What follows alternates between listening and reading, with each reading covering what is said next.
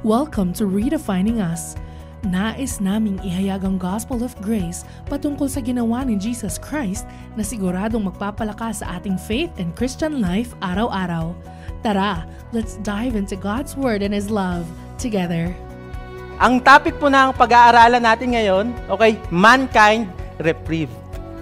Okay? Mankind reprieved. Ano po bang ibig sabihin ng reprieved? Okay, sa Tagalog, parang hindi po kasi masyadong exact sa Tagalog, pero parang ang sinasabi po pag reprieve is parang palugit. Binigyan ng palugit. Okay? Mankind reprieved. Ibig sabihin, ang katauhan ay binigyan po ng palugit. Bakit? Bakit binigyan ng palugit yung katauhan? Kasi meron pong nangyari nung una-una. Okay? Gets nyo po? Ganito po. Meron pong nangyari nung una-una. Okay? And then, nagkaroon po ng covenant kay Abraham. Dahil doon sa nangyari. Incorporated po doon sa nangyari. And then, meron pong lives redeemed, merong mandate na ginagawa, okay, na ibinigay po sa atin, and then meron pong eternal na buhay. Ganun po yung pagka-structure ng series natin. At ano po bang anong ibig sabihin ng reprieve? A formal temporary suspension of execution of a sentence, especially of death. Especially of death. Ibig sabihin po, parang sabihin natin ganito. Halimbawa, meron kang babayaran na due date ngayon, di ba? Mga bills natin. Parang binigyan ka ng palugit, extension, para mabayaran mo yon. Okay? Yun yung parang, para sa madaling sabi, binigyan tayo ng palugit. At dito po, ang sinasabi, especially death. Okay? Especially death. Ibig sabihin, sa pag-aaralan natin ngayon, nung unang-una po, nasa time po tayo ngayon na kung saan ang Diyos po ay dinedelay niya ang isang punishment doon sa, papunta po sa death. Dahil po sa future rebuild, magkakaroon ng eternal na buhay, okay? Meron din pong magkakaroon ng eternal na kamatayan. Amen? Okay, so, yun po yung pag-aaralan natin ngayon na bakit merong pagdidelay. Anong nangyari nung una-una? Bakit merong pagdidelay? Okay? Ngayon po, kailangan naman nating tandaan, we are in the last days. Okay, anong ibig sabihin? Eto po, di ba yung preach ni Pastora Kay? Future rebuild. Future po yan. Ito po yung lives redeemed. Okay? Ang ibig sabihin po nitong last day. And then, ito po yung preach ni Pastor Roland. Okay? Mandate received. Hanggang po dito, dumating itong future revealed. Ang ibig sabihin po na we are in the last days, nasa huling panahon na tayo, ay nandito na po tayo banda. Ibig sabihin, malapit nang dumating muli ang Panginoon. Okay? Sa book ng Matthew, meron pong, nagtanong po ang mga disciple, Panginoon, kailan po ba? Ano po ba yung mga sign na darating na kayo dito sa, natin? Darating na muli kayo at darating na yung katapusan ng mundo. Okay? Ito po, sa Matthew, hindi ko maalala ang chapter dahil nandiyan naman, pero nasa Mount of Olives siya. Okay, Matthew 24, ayan. Verse 3. Okay, in-skip po natin yung 4 and 5, and then 6 to 7 tayo. Babasahin ko. Habang nakaupo si Jesus sa Mount Olives, tinanong siya ng mga disciples habang sila lang ang magkakasama. Okay? Ibig sabihin, mga disciples lang at si Jesus, sila-sila lang. Ito ang sinabi. Kailan po ba mangyayari ang sinasabi nyo? Ano po ang signs? Ayan. Ano ang signs ng pagdating nyo uli at katapusan ng mundo? Okay? Tinanong ng mga disciples, ano po ba yung mga sign? Ngayon, sinabi ko kanina na nandito na tayo sa dulo. Okay? Nandito na tayo sa dulo. So, paano ko nasabi yon? Dahil po dito. Kasi ang sabi ni Jesus ito. Okay? Sinabi ni Jesus pala muna, sa verse 3 ito, sa verse 4 and 5, sinabi niya doon na, mag-ingat kayo dahil sa pagdating ng huling panahon, merong mga tao na lalabas dito sa mundo na gagamitin yung pangalan niya. Magpapanggap siya ang Messiah. Amen? Okay, magpapanggap na Messiah, kunwari, siya yung Messiah, siya yung magliligtas sa mundo. At alam ko po, aware po tayo, meron pong isang sikat dito sa Pilipinas niya na nagkiklaim siya po ang daan. Hindi lang po tao, minsan church din, na siya ang daan. Okay? Yun po yung sinasabi ng verse 4 and 5. At ito po, ito yung mas gusto kong i-emphasize. Okay, verse 6. Makakarinig kayo ng mga labanan at mga balita tungkol sa gera. Ayan po, ako po ay hindi na po masyado nagpe-Facebook. Meron po akong isang profile lang ngayon na ginawa ko para lang makarinig ng news. At ito po, alam po natin ngayon, marami pong nagiging rumors of war na. Kung alam nyo po, kung updated po ka ngayon sa balita, ang Russia po ay gusto pong sakupin ang Ukraine about a political problem. At ang US po, nagre-ready po doon sa ginagawa ng Russia. Okay? And then, at ngayon, kahit po dito sa Pilipinas, tayo, nagkakaroon po tayo ng threat dahil doon sa West Philippine Sea. Di ba? Lahat po nagiging involved na mga bansa. Okay? May Japanese, ang Vietnam, ang Taiwan. Okay, tama. Taiwan or Thailand ay para pong possible po, parang posibleng magkaroon ng gera. At nakakatawa po, minsan sa Facebook, nababasa ko, yung ibang mga Pilipino, sige, laban lang. Talaga ba? Pag tayo napunta sa gera, lalaban ka ba? Okay, kaya nga po, be careful tayo sa ating mga kino-comment din natin minsan sa Facebook. Kasi ito po, literal, sa panahon natin ngayon, nangyayari na to. Okay? Ito pa, balita tungkol sa gera. Pero ayan po, huwag kayong matakot. Talagang mangyayari yon. Ibig sabihin, kailangan muna mangyari tong mga to bago po dumating ang dulo. Ito pa.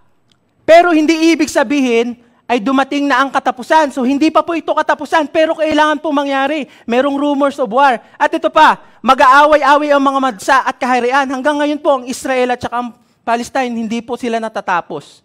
At alam niyo po kung ano yung nangyari sa Iran. Hindi ko matandaan kung Iran or Iraq po na kinonquer po sila ng Taliban. Parang Iran po yata yon. Nung umalis po ang mga Americans doon at saka yung mga Russian dahil ayaw na po nilang makialam nung naging president po si Joe Biden ng Amerika. So umalis po yon, pero ngayon po, ayan, andun pa rin. Posible pa rin magkaroon ng gera. Naglalaban po ang mga kaharian. Kahit nga ang China at saka, hindi ko matandaan, ano po ba yun? Thailand or Taiwan? Taiwan. Diba? Kasi ayaw magpasakot ng Taiwan sa kanila. Okay? And then ito, magkakaroon ng tagutom. Ito po, nasa India meron pong tagutom. Sa Africa meron pong tagutom. At alam nyo ba, dito sa Pilipinas, meron ding tagutom. Hindi po siguro natin maranasan. Dahil praise God, pinagpapala po tayo ng Panginoon. Pero nangyayari po yan. At kahit nga po sa Amerika, meron pa rin nangyayaring tagutom. Kahit po napakagandang na sila. Bansa na sila, napakayaman na nila. Okay? At ito pa, at lindol sa iba't ibang lugar. Natandaan niyo yung lindol sa Tonga na ni-report? Okay? Hindi. Meron pong naging yaring lindol ulit nitong nakaraan lang na posible pong magkaroon ulit ng tsunami at nitong mga nakaraang years po nangyari pong may lindol sa dito sa Pilipinas, nangyayari po 'yan, syempre. Meron po sa yung mga matitinding lindol na nangyari, nagkaroon ng tsunami sa Japan, sa Indonesia ba 'yun or Malaysia. So tingnan niyo po, lahat ng 'yan nangyayari na po ngayon. Pero hindi masyadong halata. 'Di ba? Hindi po masyadong halata. Pero pag Kristiyano ka, dapat, alam mo na, dapat ngayon, ay oo nga, malapit nang dumating ang dulo. Nasa end times na nga pala tayo. At during po, again, nasa end times na tayo, meron pa rin, at kahit po na malapit na tayo dyan, meron pa rin po tayong mandate. Yun po yung, again, yun yung sinabi ni Pastor Nolan. Okay? I hope po naiintindihan natin. So bakit ko sinabi na nasa end times na tayo? Ano ba yung naging problema? Okay? Bakit may mapapahamak? Okay? At saka, ito pa pala, sabi po, nung bata pa ako, mga siguro grade 1 ako, sabi darating na daw ang Lord. Tapos ang sabi, may nagsasabi, parang ang tagal naman. Sabi mo nung mga, kahit noon pa, ang tagal naman hanggang ngayon, di pa rin naman dumarating. Totoo ba yan? Okay, alam niyo po ang isang rason kung bakit hindi pa po nangyayari yan, ay dahil ang desire po ng Panginoon ay ang lahat po ay mag-repent at lumapit sa Kanya. Saan po sa Bible yan? Basahin niyo po sa 2 Peter chapter 3 verse 9. Okay? Si Lord ay nagiging patient sa buong tao ngayon. Bakit? Kaya matagal pa dumating, kaya parang nadidelay ang pagdating ng Panginoon dahil ayaw niyang mapahamak kahit isang tao hanggat maaari. So ibig sabihin ang Lord nagiging patient siya. Kasi ang puso ng Panginoon ay para talaga sa tao. Mahal na mahal niya ang tao. Ngayon po, medyo hindi po natin maintindihan yan dahil nakurap po yung pag-iisip natin at puso natin dahil po sa deception ng kaaway na nangyari pa nung unang panahon pa. Okay? Kaya po, yan. Sige po. Siguro po bago po ako tumuloy, mag-pray po muna tayo. Lord, maraming salamat, Panginoon, dahil alam po namin kayo ang Gagayad po sa amin ngayon, gamitin niyo po ako, kayo po ang magsalita, O Lord God, sa aming pag-aaralan ngayon. And Lord, maraming salamat dahil nilinaw mo sa amin kung nasaang days na po kami ngayon. Maraming salamat po, and we pray, Lord, na ikaw lang po, Panginoon, ang mapurihan, ang papreach po ngayon. In Jesus' name, Amen. Amen. Ayan po, babalik tayo. Bakit may mapapahamak? Question, bakit may mapapahamak dito sa future revealed? Okay? Kasi po, again, may nangyari nung una-unang panahon. Ano yung nangyari nung unang panahon? Bakit merong future revealed? Merong mapapahamak? Bakit dinedelay ng Panginoon yung pagdating niya? Okay, ito. Genesis chapter 3. Pag binasa niyo po yung Genesis chapter 3, dito po natin makikita yung una pong pagkabagsak ng tao, yung the fall of man. Ano po ba yung nangyari nung panahon na yon? Okay, siguro narinig nyo na rin po yan sa mga ibang preaching before, pero gusto ko pong i-refresh yan sa utak ninyo. Okay? So, nung Genesis chapter 3 po, nagkaroon po ng deception. Okay? Deception sa hardin, di ba? Ginawa ng Lord ang lahat ng creation, tapos ginawa niya ang tao. Tapos pagkagawa niya po kay Adam, okay? Pagkagawa niya kay Adam, sabi ng Lord, okay, magkaroon ka ng dominion sa buong creation. And then pagkatapos po noon, ginawa niya yung babae. Okay?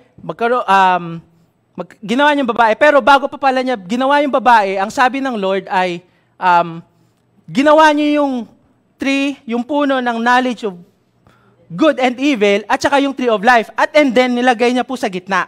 And then, okay, gusto ko lang po malaman yung sequence ha, ginawa niya yung creation, ginawa niya si Adam, binigyan niya yung dominion, sinabi niya kay Adam, okay, wag mong kakainin to. Itong knowledge, o itong tree ng knowledge of good and evil. And then, sa kanya po ginawa si Eve. Okay, yun yung pagkasunod-sunod. And then, nangyari po sa Genesis chapter 3, somewhere in 6 or verse 10, dinisip po ng serpent si Eve. So technically, sinabi ni Adam kay Eve, bawal natin kainin to itong tree na to. Okay? Sinabi niya kay Eve. So, dinisip ng ahas, or pwede po natin sabihin ni Satan, si Eve, doon po sa Garden of Eden. Ngayon, ito po yung gusto kong maintindihan natin. Anong klaseng deception ba yung ginawa ni Satan? Kasi minsan po, dito nag-fail po talaga ang mga Christians, ang mga naniniwala po sa Diyos.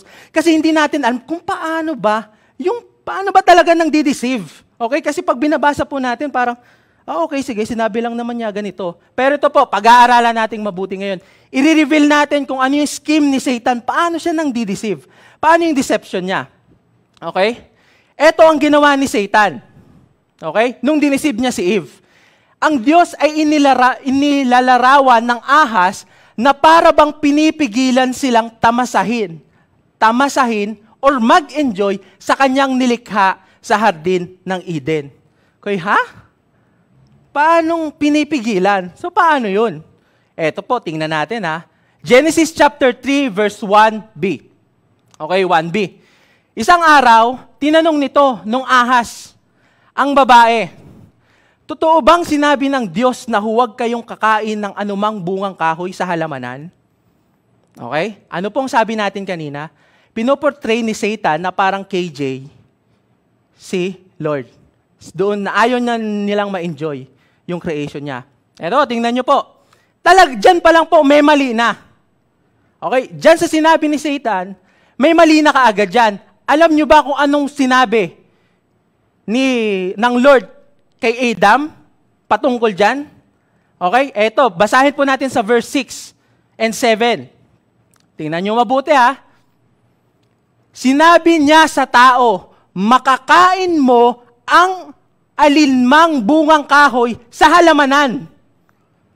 Okay? Maliban sa bunga ng punong kahoy na nagbibigay ng kaalaman tungkol sa mabuti at masama. Pansin niyo po yung nakapula. Makakain mo ang alinmang bungang kahoy sa halamanan. Ibig sabihin, sabi na Lord, sige, i-enjoy mo yung lahat ng creation ko. Kumain ka lahat. Okay? Kainin mo lahat. Kahit nga po yung tree of life. Pagpapansinin natin, based dito sa sinabi, pwede na lang kainin yung tree of life. Okay? Sabihin ng Lord, okay, sige, enjoy nyo. Pero ano po ang sabi ni Satan? Ayan, wag mo kainin ng bungang kahoy iyon sapagkat araw na yun kainin mo, mamatay ka. So sinabi niya, wag mo kakainin ito. Ano pong sabi ni Satan? Totoo bang ang Diyos, sinabi ng Diyos na huwag kayong kakain ng anumang bungang kahoy? Gets nyo? Ang sabi ng Lord, kainin mo lahat. Pero ang sabi ni Satan, okay, eto, papraktisin ko po Papraktisin ko. Okay? Kasi hindi naman talaga ganyan yung pagkasabi ni Satan nun eh. Okay? May parang sabihin natin, meron siyang, parang may lambing po or parang medyong way, may method siya. Okay? Tatry ko pong i-imitate si Satan. Baka ganito niya sinabi to nung unang panahon. Okay? Handa na kayo? Okay? Ganito po. Pasensya na po kung medyo magkapareho. Praise God sa gift.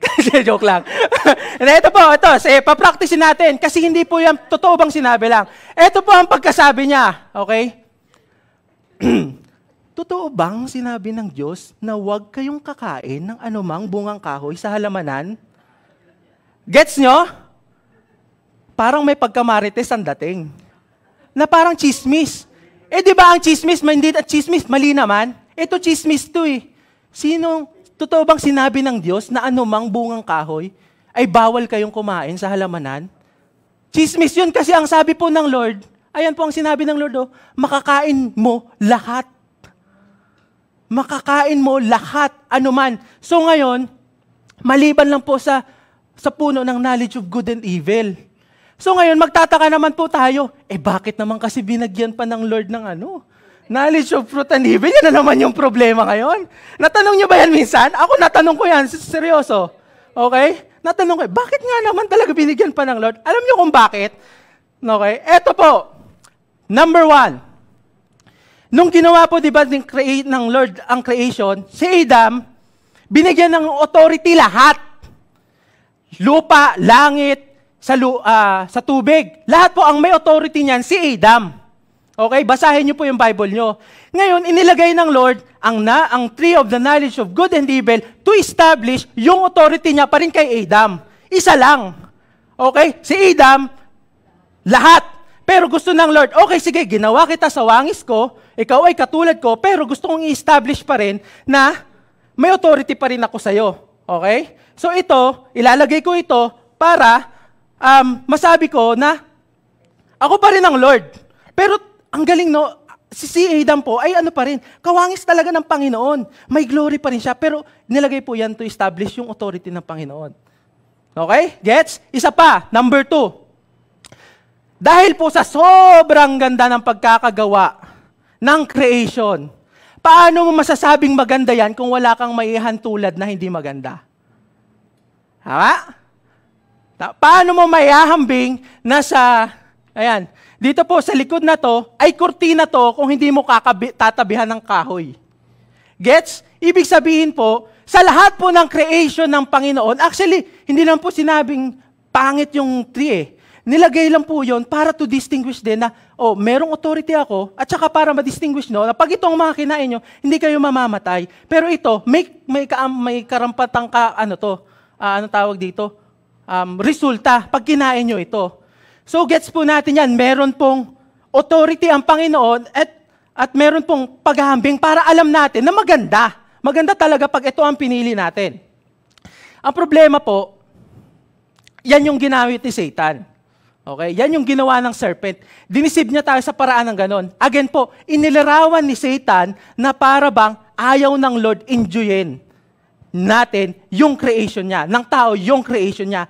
At alam niyo po, sa mga araw na to, sa mga araw na to, ganito pa rin ang deception ni Satan sa atin. Alam niyo ba yon? Pero hindi niya na po sinasabi sa atin na totoo ba ang ganitong bawal ka kumain ng ng bungang ito, baga ganyan. Pero may iba pong pattern. May iba pong sinasabi, pero ang pattern po, ang method, ganun pa din. Okay? Ganito. Hindi ko alam. Okay, itatry ko po ulit. May nilista po ako dyan na siguro mga 4. Itatry ko po ulit na subukan na i-imitate ulit si Satan kung paano niya po finifeed yan sa utak natin. Okay, makinig mabuti. Okay, ito. Actually, ito po kanina, bago po punta dito, meron pong nireveal sa akin ng Lord na ito, ginagamit niya itong mga words na to, pero meron pang mas matindi. Okay, ito. Una-una. totoo bang mahal ka ng Diyos? Pumasok po ba yan sa isip nyo? Di ba? Tanggap mo na si Jesus. Niniwala ka na sa Kanya, basa ka ng Bible, pero minsan kahit anong basa ng Bible, may isip mo to, totoo bang mahal ka ng Diyos? At ito ang pinakamatindi. Ginagamit ni Satan yung pronoun ng first person, na akala niya ikaw ang nagsasabi. Ito po yung nireveal sa akin ng Lord kanina na ganito ang sinasabi niya, pinifeed niya sa utak mo na, totoo bang mahal ako ng Lord? Hindi ibig sabihin ikaw nag-isip po nun. Si Satan, finifeed tayo. Alam niyo po yung sa Book of Ephesians, na sabi, kaya nga, put on the armor of God, helmet of salvation, shield of faith. Dahil po ganyan yung deception niya, totoo bang mahal ako ng Panginoon? Even though meron na akong Jesus, totoo ba talagang mahal pa rin ako ng Panginoon?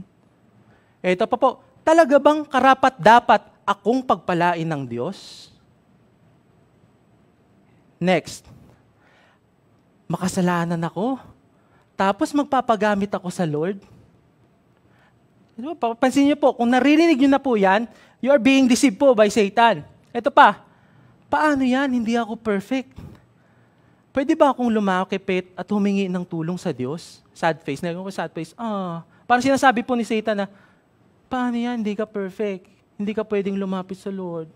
Paano yan? Ganon. Pero ano po, napaka-subtle lang. Hindi mo halata. Alam niyo po, ang scam, hindi yan halata.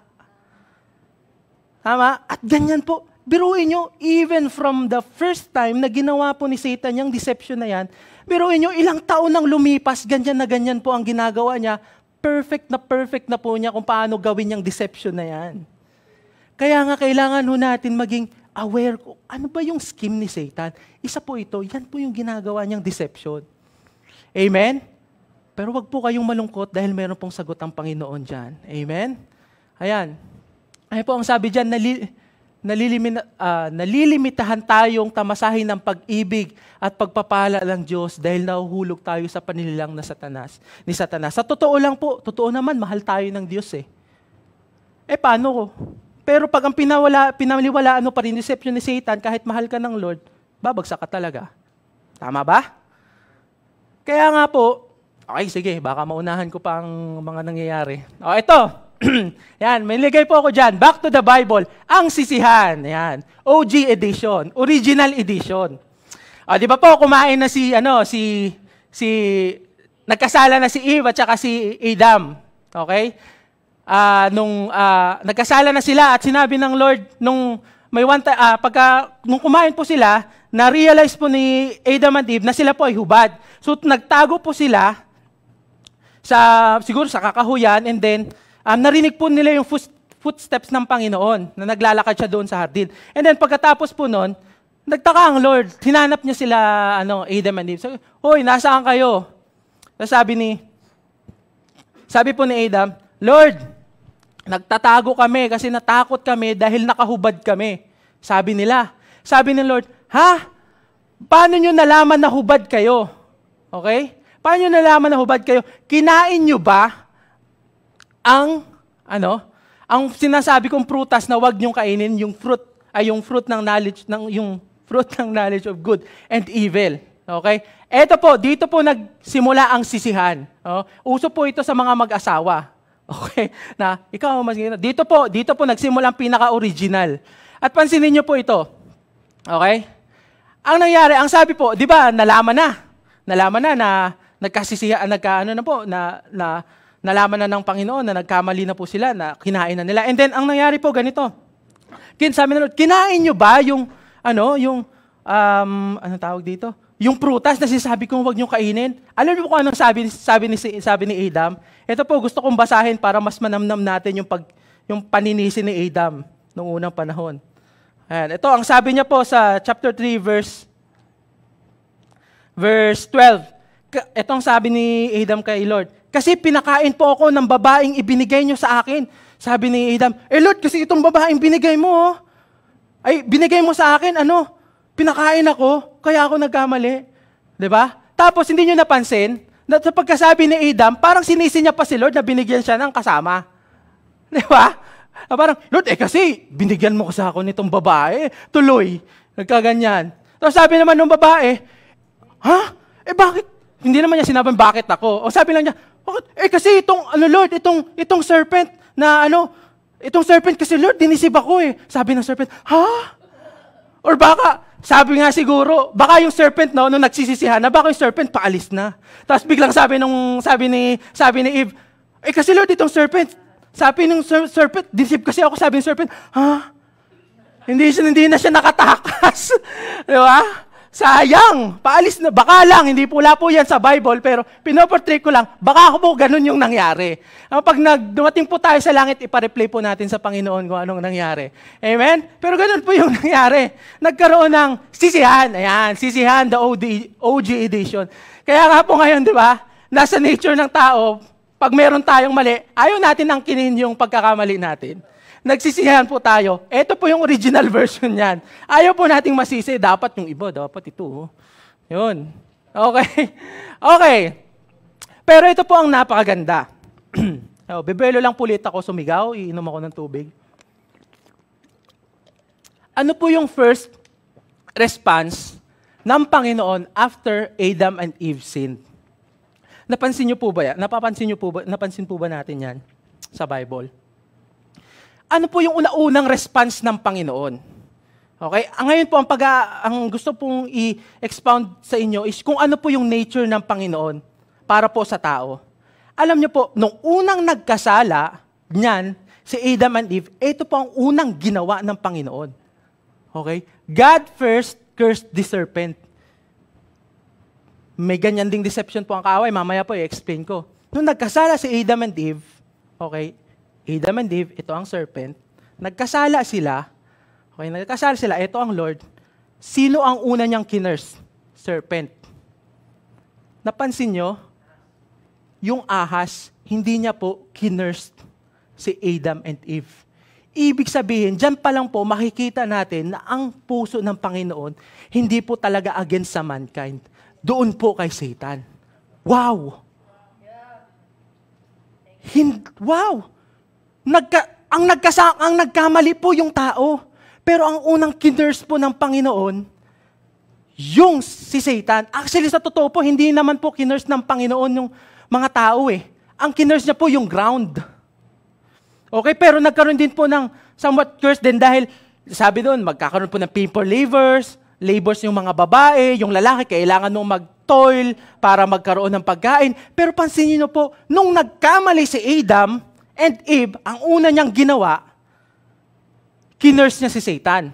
Okay? Ang sabi po dyan, ito po, ang sinabi dito, sinabi ng Panginoon si Yahweh sa verse 14, sa inyong ginaway, may parusang dapat na ikaw lang sa lahat ng hayop magdaranas mula ngayon, ikaw ay gagapang at pagkain mo'y alikabok at alikabok lamang. So yan po yung ginawa niya sa isa sa serpent, kay Satan. At ito pa, ito po yung talagang na-struck ako nung nalaman ko ito. Nung minimeditate ko po ito, pinag-aaralan ko ito, at nireveal po ng Panginoon. Again po, Adam and Eve, serpent. Kinurse niya yung serpent. Sa verse 15 po, ito po, ang sinasabi po dito ng mga scholars, ito po yung sinasabi na proto-evangelium or evangelium. Okay? Ano ibig sabihin ng proto-evangelium? Ito, in English, ito po, ang sabi dito, ay ito yung first gospel. Okay, first gospel. Pag sinabi pong proto, di ba merong prototype? Pag una-una, prototype ng ganitong kotse, merong ganyan. Proto means first, evangelium, ibig sabihin po, gospel. Proto-evangelium. Dahil dito po, sa verse 15, may curse po dito, ang Lord, kinurse pa rin po ng Lord dito, si Satan, pero at the same time, ito po ang ginawa ng Panginoon. God revealed His plan for redemption. Anong ibig sabihin po nun? The moment na nagkasala po si Adam and Eve, wala pang ginagawa si Adam and Eve, may plano na po ang Lord na iligtas po ang tao. Wow! Wala pa pong ginagawa si Adam and Eve. Pero ang Lord, meron na pong planong iligtas ang tao. Wow, grabe. Wala pa pong ginagawa sila. Pero gusto na po ng Lord na iligtas agad ang tao. Wow! Grabe, ito po ang sabi sa Genesis chapter 15, I will put enmity between you and the woman and between your offspring and her offspring. He shall bruise your head and you shall bruise his heel. Ito po yung sinasabing proto-evangelium dahil pagdating po, okay, sa cross, ito po yung mangyayari. Okay? Akala po ni Satan, nung namatay na si Jesus sa cross, tapos na ang lahat. Okay? Bakit gustong patayin ni Satan si Jesus nung nandito siya? Kasi po hindi niya matempe. Di ba? Deception. Dinisib niya si Jesus. Same deception yun. Ina-entice niya ng lahat ng mundo. Hindi umipek. Dinisib niya ngayon si Judas para mamatay. Akala niya, that time, nung nandun na sa cross si Jesus Christ, dahil namatay na siya, tapos na ang lahat. At ito pa po ang isa pong gusto kong malaman ninyo.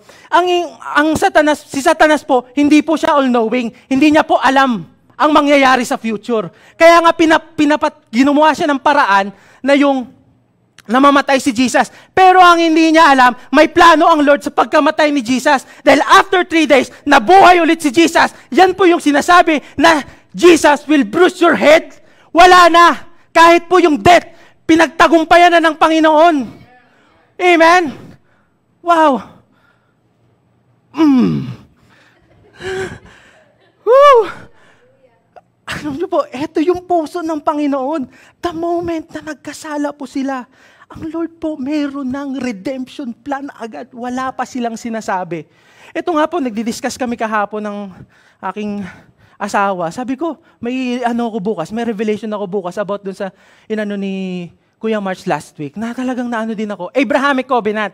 Okay? Sabi ko kay Kuya March, pahiram ako nito dahil talagang na-bless ako dito sa part nitong message at nireveal sa akin ng Lord. Ito po, sinasabi ko po dito na parang before pa Abrahamic Covenant, nangyari na po yung covenant na yon dito pa lang. Dito pa lang. Okay? Tingnan natin. Ayan. Nauna natuloy ako sa slide ko. Okay. Ayan. Abrahamic Covenant. Ito po, i-discuss po natin yung second point ni Kuya March. Premise of blessing. Number 1. Sabi po doon, His promises are unconditional. Okay? Ang sabi po doon, okay? Ibig sabihin, ito po yung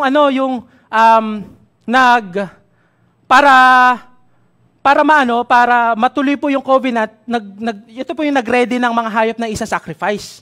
Okay? Pero, inano po ng Lord na makatulog si Abraham and then, wala pa pong ginawa si Abraham, meron na pong ginawa ang Panginoon. Nangako na po kaagad ang Panginoon. Okay?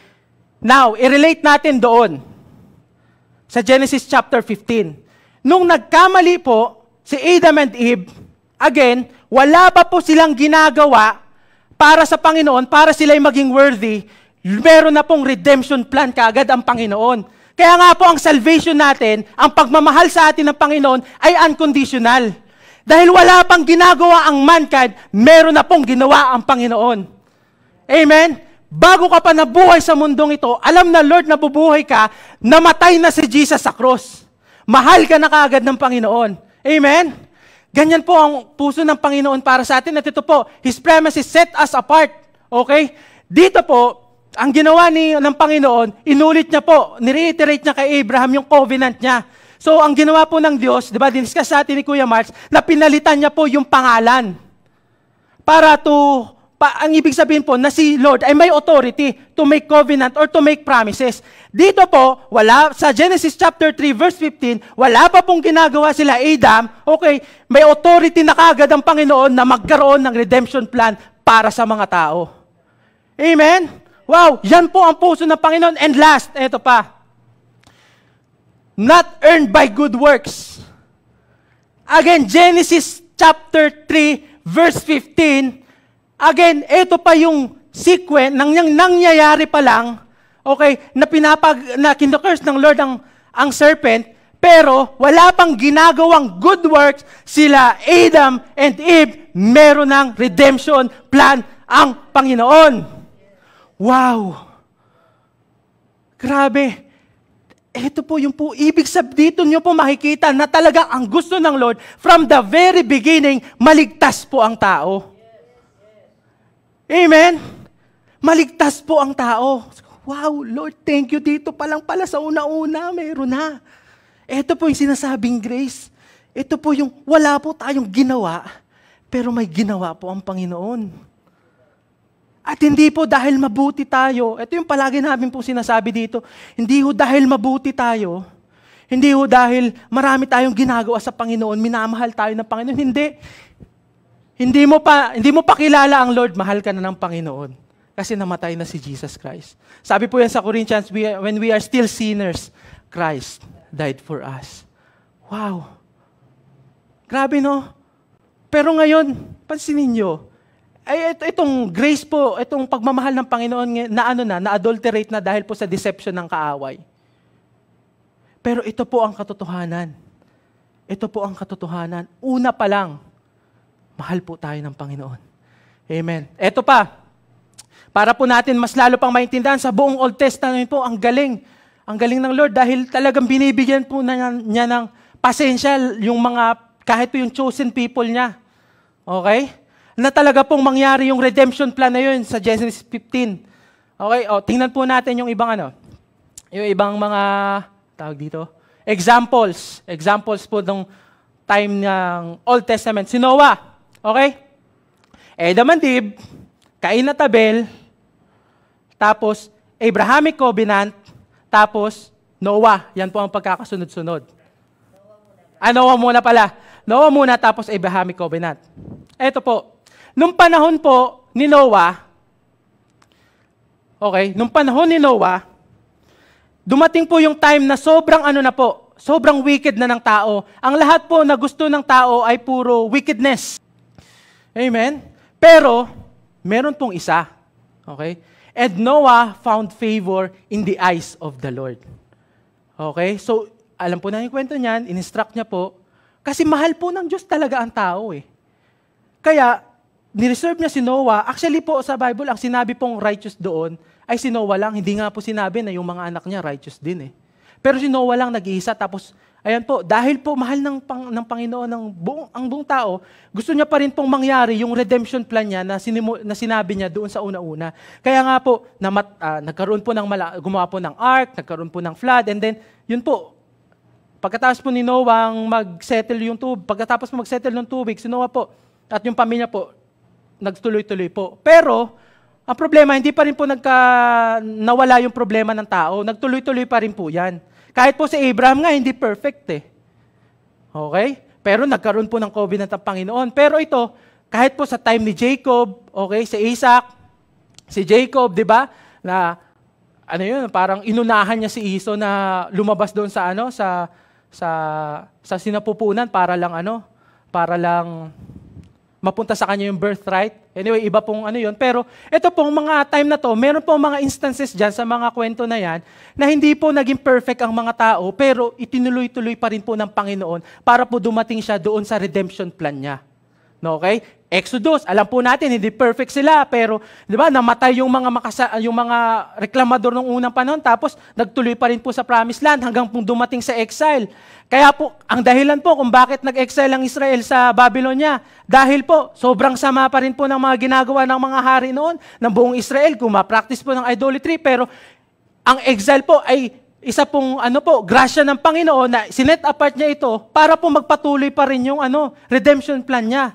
Ibig sabihin po, makikita natin dito na hindi po talaga perfect ang tao, pero ang Lord po, sigurado siya, gusto niya pong iligtas ang mga tao, kahit anong mangyari. Okay? Ayan, kung masasabi po natin, di ba, marami pong mga namatay doon na wicked. Di ba? Mga masasama. Kasi dahil po sa seed ni Adam, di ba? Kasi parang unfair. Hindi niyo ba minsan naisip yun na bakit pa kasi nagkasala si Adam? Diba? Si Adam, nung nagkasala siya, tuloy, bakit ako damay? Diba? Bakit tayo damay hanggang ngayon? Unfair. No? Pero again, pag titingnan po natin ito, meron po din pong isang ginawa ang Panginoon doon sa redemption plan na unfair. But in favor for those people who will believe in Him. Eto Genesis chapter 3 again. Eto po, in-explain ko kanina. Na si Jesus, shall bruise your head, and you, Satan, shall bruise his heel. Okay? Yung bruise his heel po, ang typology po nan sa New Testament nung sa panahon ni Jesus, yun po yung namatay siya sa cross. At yun pong, Jesus shall bruise your head. Di ba pag head po, wala na, patay na. Yun po yung nabuhay na po siyang muli. Na talagang nasabi siguro ni Satan noon na, ay wala na to, eto na yun. Pagkatapos pong nabuhay na muli si Jesus, si Satan po waiting na lang sa final punishment niya. Yun po yung binabanggit natin kinang future revealed. Pero ito po yung unfair. Somewhat kay Satan. Romans 5 verse 19. For as by one man's disobedience, si Adam, many will be made sinners. Tama? Dahil sa isang pagkakamali ng isang tao. Pero tingnan niyo po ito. So also, by one man's obedience, many will be made righteous. Unfair? Unfair dito? Tingin ko, mas gusto kong dito ako sa by one man's obedience, many will be made righteous.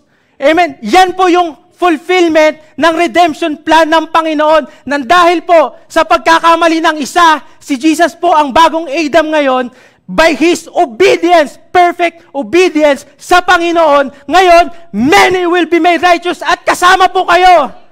Amen! Kasama ka! Kasama kang nanonood ngayon. Wow! You are righteous now because of Jesus Christ. Kaya nga po, for those who believe in Him, sinasabi ng Bible, we are more than conquerors. Di ba? We are more than conquerors. At wala ng karapatan si Satan sa buhay natin. O babalikan natin yung mga kanina, deception ni Satan. Pag sinabi ulit ito sa inyo, ha? O ito, dahil sa obedience ni Jesus Christ, ha? Totoo bang mahal ako ng Diyos? Alam niyo po kung anong sagot natin? Yes, because of Jesus Christ. Balikan po natin. Bakit?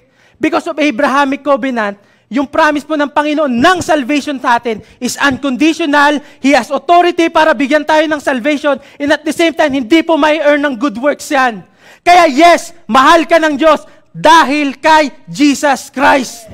Amen. Talaga bang karapat-dapat akong pagpalain ng Diyos? Yes. Bakit? Yes. Bakit? Dahil si Jesus, hindi siya karapat-dapat na mapako sa krus para sa kasalanan mo at kasalanan ko, pero willingly na ibinigay ng Lord si Jesus para sa atin, para mag-suffer siya doon. Ngayon, sa part natin, we don't deserve to be blessed, pero dahil kay Jesus, we are blessed. Amen! Wow! Next! Makasalanan ka. Makasalanan ako. Tapos magpapagamit ako sa Lord. Yes, pwede kang magpagamit sa Lord dahil kay Jesus Christ. Tinawag ka ng lahat ng naniniwala sa Kanya, ikaw ay servant na ng Panginoon. Kaya nga ho, palagi natin sinasabi dito sa pulpit na ito, no? Yung good works po natin, hindi po dahil gusto natin magkaroon ng salvation. Ang good works po natin, resulta ito nitong unconditional love na ibinigay po sa atin ng Panginoon. Kaya, ang resulta po nun, tayo po ay gagawa, magsiserve po tayo sa Panginoon. Amen ba? Amen. Kaya nga po, sa lahat po ng mga nanonood ngayon, na wala po dito sa church ngayon. Alam niyo po, nagkaroon po kami ng meeting nitong mga nakaraang araw for the activity po ng church, discipleship. At nakikita po namin na marami pong kailangang mga servant ng Panginoon. Alam mo, stop thinking na hindi ka worthy na magpagamit sa Lord. Dahil kailangan mong balikan na hindi dahil sa kung sino ka, kaya ka pwedeng magpagamit sa Lord. Pwede ka magpagamit sa Lord dahil kay Jesus Christ. Kaya po pagdating ng panahon, kapag dito po sa pulpit na ito, nag-request po ang church na magpagamit kayo sa Panginoon, alam mo, pwede ka na magpagamit. Actually ngayon, pwede ka na magsabi, pwede po akong magpagamit sa Panginoon. Amen! Amen! Ito pa, paano yan? Hindi ka perfect. Hindi ako perfect. Pwede ba akong lumapit sa tulong ng Diyos? Nung nasa cross po si Jesus Christ, tumalikod po ang Panginoon sa Kanya. Kahit po, siya po ay righteous. Tayo po, makasalanan po tayo.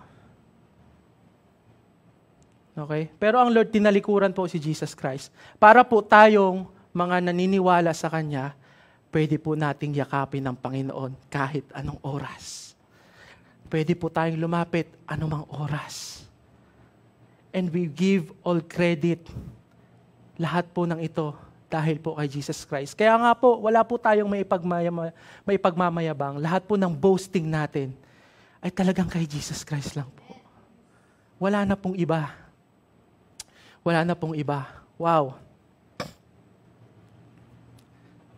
Pero ito po, haba nung sinabi ko kanina, di ba? Pero ito pa lang po, babalik ko tayo dun sa mankind reprieve. Pero ito po, there's still greater punishment waiting for Satan and those who will follow him. Alam niyo po, ito na eh. Nangyari na po yung redemption ng Panginoon. And we are in the time po na pwede po nating ma-experience ang pagmamahal ng Panginoon truly pag naniwala po tayo kay Jesus. Pero, again po, ito po yung sinasabing may sovereign will ang Panginoon na kahit anong gawin po ng tao, mangyayari talaga. Pagdating po nitong last days, di ba, in-explain ko kanina, nasa last days na tayo.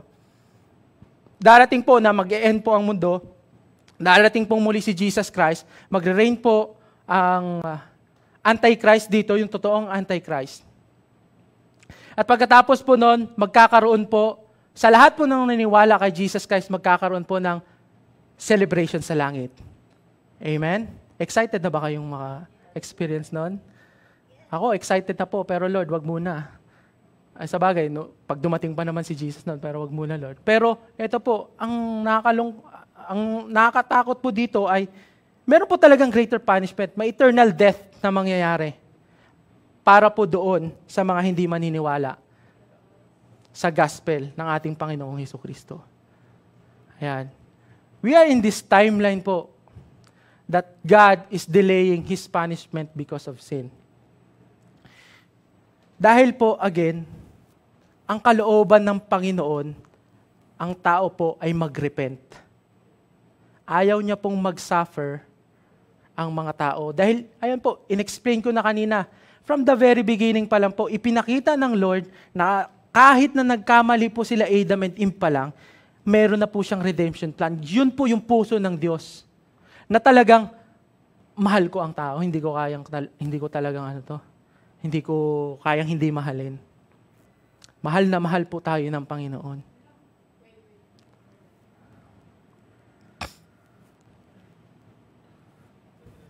Ayan. Medyo, akala ko rapture na. Ganon, di ba? Rapture? Ganon na rapture. Akala ko, gaganon na sana. Joke lang. Okay. Sabi sa inyo, nasa end times na tayo eh. Okay. Medyo ganun po dito eh. Akala namin rapture na. Dinelay pa ng Lord kasi lagot ka. Baka gusto mong sumama pa, humabol. Okay, we are in the timeline na God is delaying His punishment of sin. At alam mo,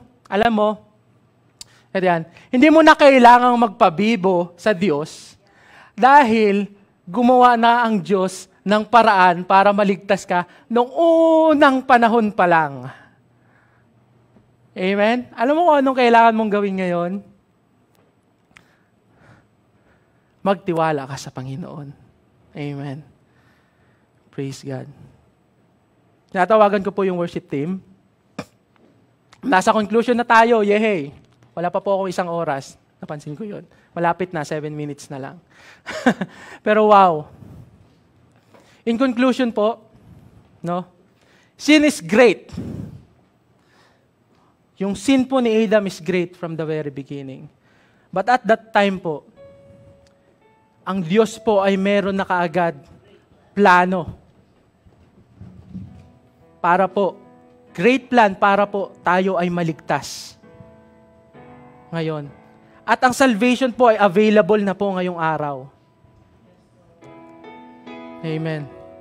Na parang sinasabi po ng Panginoon, ganito, lalong-lalo na sa mga believers sa atin. Dahil minsan, nafe-feel po natin defeated tayo eh. Na parang hindi natin kaya dahil inaaway po tayo ni Satan, dinideceive po tayo. Pero parang to portray po kung ano po ang nangyari, ano pong ginawa ni Jesus at ng Panginoon para sa atin nung niredeem niya po tayo, parang ganito. Ngayon po, nasa race po tayo papunta po sa dulo ng buhay natin. At ito, nung tinanggap po natin si Jesus Christ bilang Panginoon at Diyos natin, parang ganito po yung ginawa niya. Diba, alam niyo yung nasa racetrack, diba? Pag nasa racetrack, padiretso, parang ayun po, parang tayo po, nasa racetrack tayo ngayon. Nagre-ready po tayo. Okay? Nagre-ready po tayo, ito po yung natanggap natin si Jesus Christ. Nagre-ready po tayo ganyan. Kasi may race tayo eh. May kailangan tayong gawin eh. Takbuhin yung kung ano yung pinapagawa sa atin ng Lord. Tapos, parang ang nangyari, nakita mo, ayan na yung kalaban dumarating. No? Naka-ready ka na, pagdating ng kaaway, macho, ang laki ng paa, parang kayang lumipad ka. Pag tumakbo to, parang lilipad. Pag pwesto niya ganun sa katabi mo, pagtingin sa'yo, nakita mo, ay si Satan pala yun. Ang kalaban mo sa buhay na to, si Satan. Di ngayon, ikaw parang, nanginginig ka na. Kasi si Satan ang kalaban mo. Anong laban mo dyan? Pero ito po yung ginawa ng Panginoon. Bigla pong dumating si Jesus sa tabi natin, tapos hindi po natin makita, no? Meron pala siyang dala-dala na malaking tipak ng semento. Okay? Tipak ng semento po. Hindi rin nakikita ni Satan. Ano kung anong ginawa ni Jesus Christ? Nung nagpepesto kayong dalawa dyan, ang ginawa niya po, nilagay po niya yan sa harapan ni Satan. Nasa first starting point pa lang kayo ha. Hindi po nakikita ni Satan yan. Tawang-tawa siya dahil kala mo ha. Kasi ikaw takot na takot ka. Tapos nakita mo si Jesus. Hanggang sabi ni Jesus sa God the Father, parang, sige, game na. Sabi ng Father, sigurado ka? Oo, game na, sige, go. Di ngayon, nanginginig ka ngayon.